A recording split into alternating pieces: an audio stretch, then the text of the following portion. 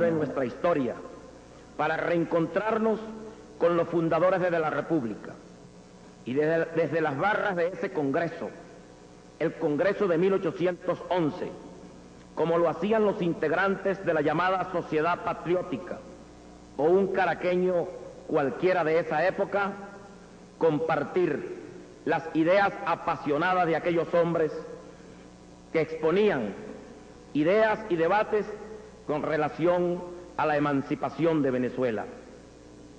Basta recordar la célebre sesión del 3 de julio, donde Francisco de Miranda, diputado del PAO de la provincia de Barcelona, Fernando de Peñalver, diputado de Valencia, Fernando Toro, diputado de Caracas, José Ángel Álamo, diputado de Barquisimeto, debatían y hablaban de la idea de la independencia contra el doctor Manuel Maya, quien la combatía. Fue duro el camino que condujo al 5 de julio. Hubo marchas y contramarchas. Aún instalado y funcionando el Congreso, en el propio seno de la Constituyente de 1811, fue clave la participación activa y decidida de liderazgo como el de Miranda, o la presión desde afuera de gente organizada en la sociedad patriótica y de definidos independentistas como el libertador Simón Bolívar. De allí a la Constitución de 1811. Esto no era suficiente. Una Constitución no bastaba. El camino sería largo hasta alcanzar la independencia. La lucha por la emancipación política no la resuelve solamente una Constitución. Fue necesario una guerra. He aquí una lección histórica. En política no basta tener la razón, hay que tener la fuerza que le dé la viabilidad, que la haga posible. La razón y la fuerza son indispensables para el avance de cualquier proyecto político revolucionario. Penetrar en la historia para nosotros es una obligación, no para recrearnos, sino para encontrar nuestra identidad, nuestras raíces. El conocimiento del pasado nos prepara para acertar en la interpretación del presente, de lo que hoy nos ocurre, y así estaremos en mejores condiciones para construir el porvenir. Con el Constituyente de Venezuela y la Constitución de 1811 nació la República, nuestra primera República, después de muchos intentos de ruptura con el antiguo régimen colonial español que condujeron a los sucesos del 19 de abril de 1810. Gloria a los José Leonardo Chirinos, a los Gual y España, a Miranda y a otros precursores de nuestra independencia. Pero sobre todo, gloria al bravo pueblo de Caracas, que en la calle y en el cabildo dejó para siempre grabado con su ejemplo una lección que no debemos olvidar: el papel protagónico que debe jugar el pueblo en todo proceso de cambio revolucionario. La ruptura con el yugo español puso fin a una etapa histórica y nos obligó a una transición, a enterrar la situación colonial por una parte, y por la otra nos condujo a la necesidad de asumir el reto de fundar la República. Había que realizar la tarea de construir las virtudes republicanas para una nueva nación libre, soberana e independiente después de 300 años de opresión y colonialismo. No sería una tarea fácil la de crear la República y con ella la unidad político-territorial de las provincias que la conformaban, cuando todavía algunas de ellas permanecían en manos enemigas. Crear las bases jurídicas para una república naciente, emergiendo del colonialismo sin experiencia republicana. Crear instituciones políticas sólidas cuando aún pervivían las instituciones coloniales. ¿Cómo provocar un cambio cultural en aquellos hombres y mujeres si gran parte de ellos se asumían todavía súbditos del gobierno español, como lo revela de manera clara el debate y la confrontación en el seno del Constituyente de 1811 al revelar la historia? ¿Cómo refundar una república o cómo fundar una república si esta no es otra cosa que un territorio delimitado, poblado o habitados por hombres y mujeres, los cuales requieren dotarse de unas instituciones políticas y de un conjunto de normas que regulen las relaciones entre ellos para de manera libre y soberana procurar la felicidad del colectivo de los ciudadanos? Necesariamente había que hacer una revolución, y esta fue la revolución de la independencia. Es por ello que la República no nace con las tentativas revolucionarias preindependentistas, ni con los sucesos del 19 de abril, ni nace el 5 de julio con la firma del Acta de la Independencia. Por ello, el carácter efímero de la Constitución de 1811 y de la Primera República.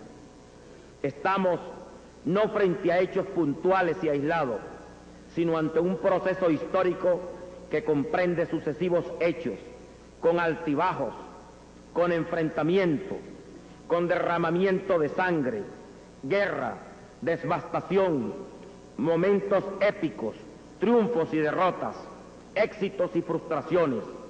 Solo la tenacidad, producto de la convicción patriótica y de la constancia dada por la claridad de objetivos, harían posible el proyecto independentista. Como lo señala Arístides Rojas en su trabajo El Constituyente de Venezuela y el cuadro de Martín Tovar y Tovar, que representa el 5 de julio, al hacer una crónica sobre esta obra pictórica, nos dice: en la sesión que representa el artista ha cesado todo debate, y los diputados identificados en opiniones sellan con su firma el acta del 5 de julio. Esta sesión es el resultado de trabajos precedentes, de discusiones razonadas, en las cuales ha descollado un pensamiento, una necesidad política, la emancipación de un pueblo. Por eso, el cuadro de Tovar sintetiza una época, con sus aspiraciones, verdades y errores, martirios y triunfos. Como han podido observar, me he referido inicialmente al Acta de Independencia, antes de hacer algunos comentarios con relación a la Constitución, y ha sido por dos razones. Una, porque no es posible hablar de la Constitución sin mencionar la labor del constituyente que le da origen. Y en segundo lugar, porque como leí alguna vez en un trabajo sobre las constituciones de Venezuela publicado por la Fundación Polar, el Acta de Independencia normalmente no se le calificaría como una constitución. Sin embargo, señalaba el autor, en puridad de teoría sí lo es, pues es la que nos constituye como un pueblo independiente. Es nuestra voluntad y decisión política original como pueblo, manifestada aún antes de que la independencia fuera realidad. Y como tal decisión es el fundamento de todas las otras constituciones que la presuponen como base de toda normativa. Declarada la independencia, el Congreso se ocupa de establecer la capital de la Confederación y elaborar la Constitución que debía regir el nuevo Estado, tarea que le ocupa desde el 20 de julio al 21 de diciembre, fecha en la cual se sanciona. Esta Constitución no entraría en vigencia hasta no ser aprobada por las provincias. De allí que fue necesario la aprobación de un reglamento especial para elegir al nuevo Poder Ejecutivo provisionalmente. Las legislaturas y gobiernos provinciales, por votación, eligen en marzo a Fernando Toro, Francisco Javier Ustariz y Francisco Espejo para formar el Ejecutivo como principales, y a Juan Germán Rocio, Cristóbal Mendoza y Antonio Nicolás Briceño como suplente.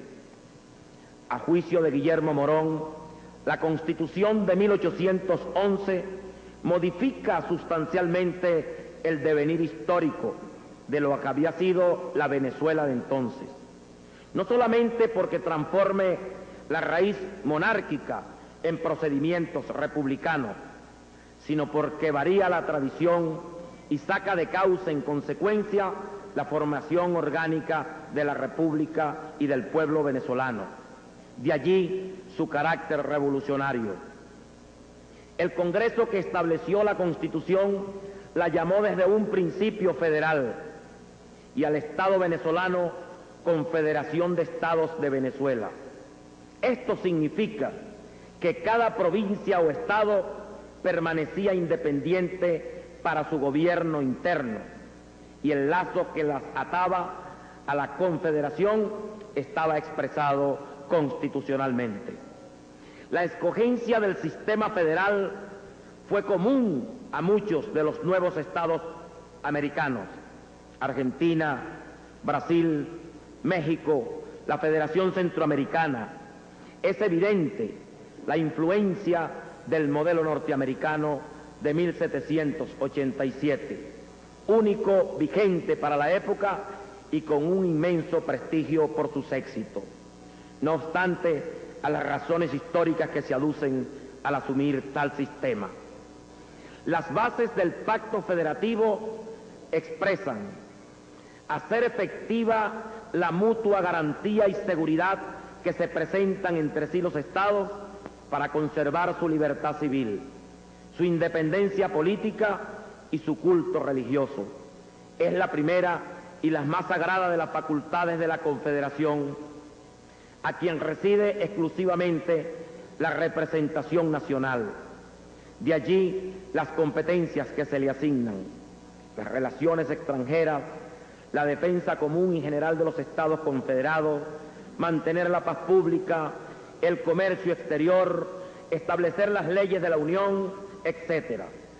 La Constitución contempla, entre otras cosas, la separación clásica de los tres poderes. Esto, junto al lenguaje humanitario, expresa la influencia de las ideas políticas francesas. Asume un poder legislativo bicameral, con una Cámara de Representantes y una Cámara del Senado. Pero las provincias no tienen en el Senado igual representación, sino que se eligen como los representantes a partir de la población de cada una de las provincias, pero con una base mayor que les sirve de base a aquellos. La elección de senadores y representantes es de segundo grado. El sistema electoral es censitario, estableciendo limitaciones tanto del derecho a elegir como a ser elegido según las condiciones económicas. El Estado asumió la religión católica, apostólica y romana como la única y exclusiva de los habitantes de Venezuela. El poder ejecutivo es colectivo, ejercido por 3 personas. Hace declaración solemne de los derechos del hombre, resumiéndolos en la libertad, la igualdad, la propiedad y la seguridad, asumiendo la doctrina y la ideología de lo que se ha dado por llamar después el Estado democrático liberal burgués de derecho. El sistema judicial está representada por una Corte Superior de Justicia, residente en la Ciudad Federal, y los demás tribunales subalternos y juzgados inferiores. Son estas algunas de las características contenidas en nuestra primera Constitución y que perfilan el modelo de Estado concebido por aquellos compatriotas que conformaban la Constituyente de 1811. Como todos sabemos, la Primera República tuvo un carácter efímero y con ella la Constitución de 1811. Las causas pueden ser varias: la falta de virtudes republicanas, el peso de un régimen federal aplicado a una república naciente, la aplicación de experiencias exitosas en latitudes y realidades distintas, Es mucho lo que se ha escrito sobre el tema, pero vale la pena en el día de hoy reflexionar sobre las críticas señaladas por el Libertador a la aplicación del gobierno federal en una república naciente. Señalaba el Libertador: cuando el Congreso Federal se propuso por algunos genios turbulentos, ansiosos de dominar en sus ciudades y provincias la división de Caracas en pequeños estados, que debilitarse más y más al gobierno federal, que por sí mismo no es fuerte. El más consecuente error que cometió Venezuela al presentarse en el terreno político fue sin contradicción la fatal adopción que hizo del sistema tolerante, sistema improbado como débil e ineficaz por todo el mundo sensato y tenazmente sostenido hasta los últimos periodos por una ceguedad sin ejemplo. Los códigos que consultaban nuestros magistrados no eran los que podían enseñarles las ciencias prácticas del gobierno, sino los que han formado ciertos buenos visionarios que, imaginándose repúblicas aéreas, han procurado alcanzar la perfección, presumiendo la perfectibilidad del linaje humano. Por manera que tuvimos filósofos por jefes, filantropía por legislación, dialéctica por táctica y sofistas por soldados. Con semejante subversión de principios y de cosas, el orden social se resintió extremadamente conmovido y desde luego corrió el Estado a pasos agigantados hacia una disolución universal que bien pronto se vio realizada. Pero lo que debilitó más al gobierno de Venezuela fue la forma federal que adoptó, siguiendo las máximas exageradas de los derechos del hombre, que autorizándolo para que se rija por sí mismo, rompe los pactos sociales y constituye a las naciones en anarquía. Tal era el verdadero estado de la Confederación. Cada provincia se gobernaba independientemente y, a ejemplo de estas, cada ciudad pretendía igualar facultades alegando la práctica de aquellas y la teoría de que todos los hombres y todos los pueblos gozaban de la prerrogativa de instituir a su antojo el gobierno que les acomodaba. El sistema federal, bien que sea el más perfecto y más capaz de proporcionar la felicidad humana en sociedad, es no obstante el más opuesto a los intereses de nuestros nacientes estados. Generalmente hablando, todavía nuestros ciudadanos no se hallan en aptitud de ejercer por sí mismos y ampliamente sus derechos, porque carecen de las virtudes que no se adquieren en los gobiernos absolutos, en donde se desconocen los derechos y los deberes del ciudadano. Por otra parte, ¿qué país del mundo, por morigerado y republicano que sea, podrá en medio de las facciones intestinas y de una guerra exterior regirse por un gobierno tan complicado y débil como el federal? No, no es posible conservarlo en el túmulo de los combates y los partidos. Es preciso que el gobierno se identifique, por decirlo así, al carácter de la circunstancia de los tiempos y de los hombres que lo rodean. Si estos son prósperos y serenos, él debe ser dulce y protector, pero si son calamitosos y turbulentos, él debe mostrarse terrible y armarse de una firmeza igual a los peligros, sin atender a la ley ni a constituciones. Interín se restablecen la felicidad y la paz. Colegas constituyentes, compatriota presidente, compatriotas todos, en este reencuentro con nuestra historia, es decir, con nosotros mismos, en la oportunidad de homenajear nuestra primera Constitución, hemos hecho un vuelo rasante sobre un proceso constituyente cuyos protagonistas asumieron la responsabilidad de fundar la República en un contexto histórico donde la decadencia convirtió al sistema colonial en antiguo régimen, donde la reacción de los hombres de espíritu libertario se expresó en diversas formas antes de producir la ruptura. Allí actuó el pueblo para concretarla y generarla, y aparecieron los hombres, los patriotas, para asumir el reto fundacional. Fue ese el papel del constituyente de 1811, y su obra, el Acta de Independencia, firmada el 5 de julio, y nuestra primera Constitución, sancionada el 21 de diciembre de ese mismo año. Así nació la República, y aun cuando podamos decir que fue efímera, es verdad, y de corta vida, es verdad, nació la República. Hoy nos corresponde a esta generación de venezolanos vivir este proceso de cambio de una república a otra, cuando se ha producido un proceso de ruptura con el pasado. Nos encontramos en medio de una profunda crisis que caracteriza todo momento de transición, pero ante la hermosa oportunidad de crear una nueva república y de instaurar un nuevo modelo de sociedad, a la imagen y semejanza de nuestros sueños, de los sueños de todos los hombres y las mujeres que amamos esta patria. Hemos asumido con entusiasmo este reto que hoy transitamos intensamente.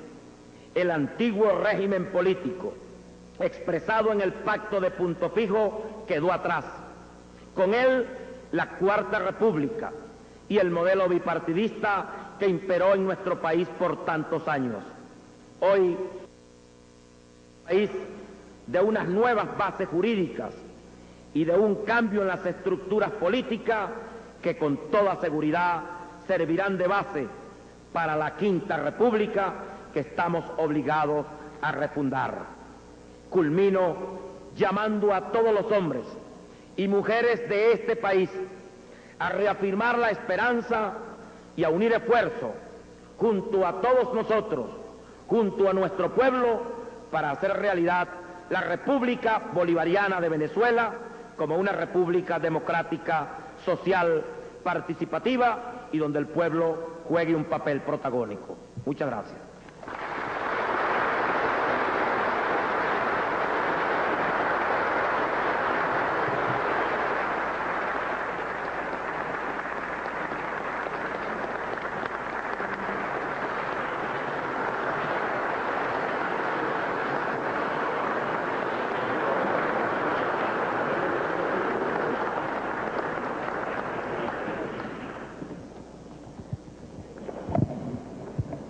Se excita a la comisión designada para que conduzca al ciudadano presidente de la República en el momento de su despedida.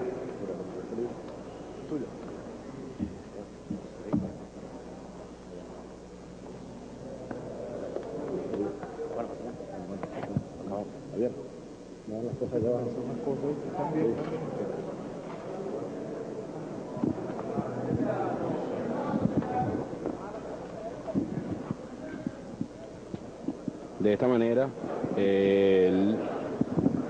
manera, al parecer, culmina el acto aquí en el Salón Elíptico del Palacio Federal Legislativo. El profesor Aristóbulo Isturi, segundo vicepresidente de la Asamblea Nacional Constituyente, el segundo vicepresidente, hizo por supuesto todo un bosquejo histórico interesante por demás, donde marcó todo lo concerniente a la Constitución de 1811, embosando puntos históricos que forman parte por supuesto de ese grito de emancipación a partir desde el 5 de julio y frente al Acta de la Independencia, la cual se encuentra aquí en el Salón Elíptico del Congreso o del Palacio Federal Legislativo. Se espera la salida del primer mandatario nacional, Hugo Chávez Frías, quien al parecer va directo al Palacio de Miraflores, está conversando con algunos constituyentes y como invitados estuvo el alto a este acto, el alto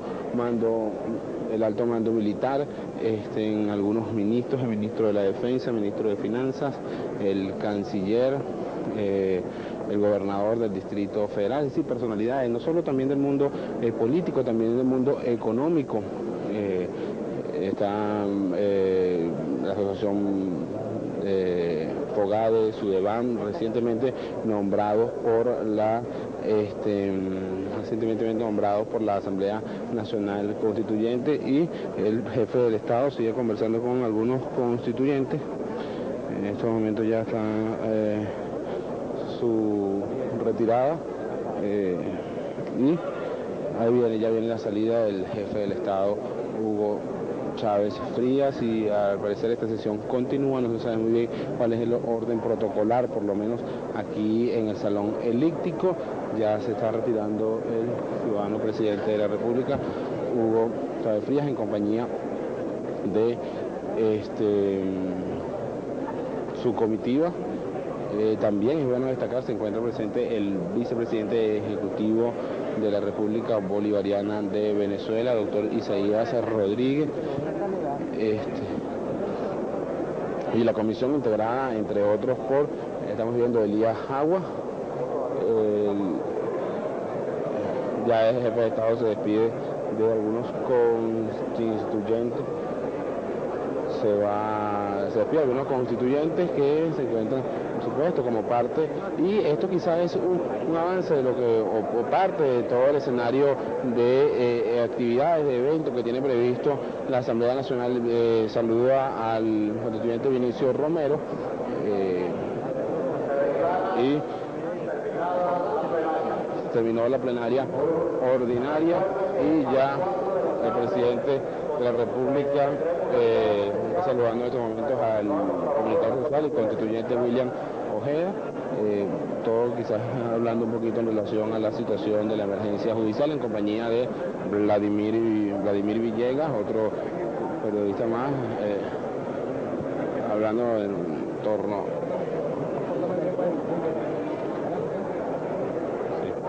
Saludos, y ahora sí se retira el presidente de la República. Los medios de comunicación esperan en la parte posterior del Salón Elíptico. Esto por el propósito de conocer quizás impresiones del jefe del Estado, Hugo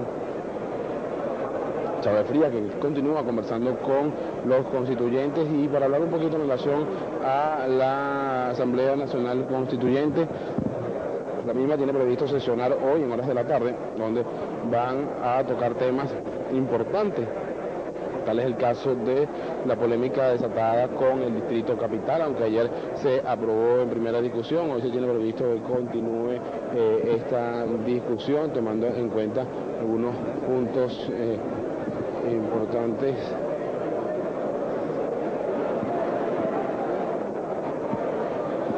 Al parecer el jefe de Estado no va a ofrecer declaraciones a los medios de comunicación social, y ya se va a retirar.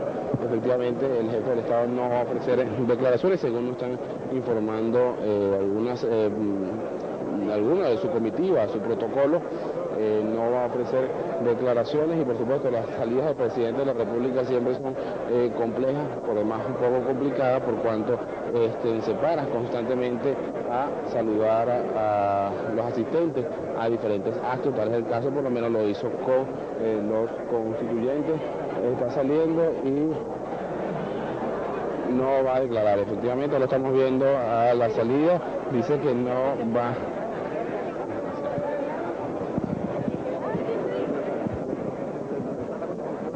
Vamos a intentar de llegar.